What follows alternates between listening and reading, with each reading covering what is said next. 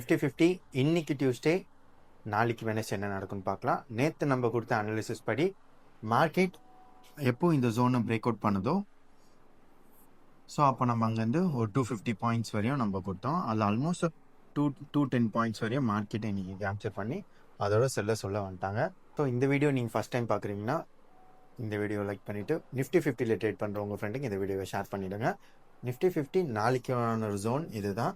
எப்போ market 23,058 break out பண்ணுதோ அப்போது 23,230 வரையும் போகிறதுக்கான பாசிபிலிட்டிஸ் இருக்குது. இன்கேஸ் 22,875 பிரேக் அவுட் பண்ணிச்சுன்னா 22,702 வரையும் வருது.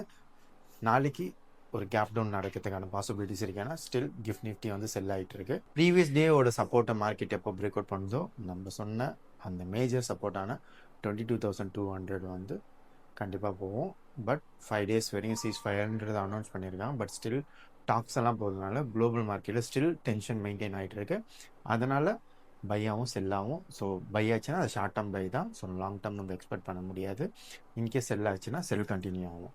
இந்த மாதிரி மோர் அப்டேட்ஸ் எங்கள் டெலகிராம் சேனலில் கொடுத்துட்ருக்கோம். அண்ட் ஆல்சோ ஈக்விட்டி அப்டேட்ஸ் எல்லாமே நாங்கள் நிறைய எங்கள் டெலகிராம் சேனலில் கொடுத்துருக்கோம். மறக்காமல் டெலகிராம் சேனல் செக் பண்ணி பாருங்கள். லிங்க் பையில் இருக்குது.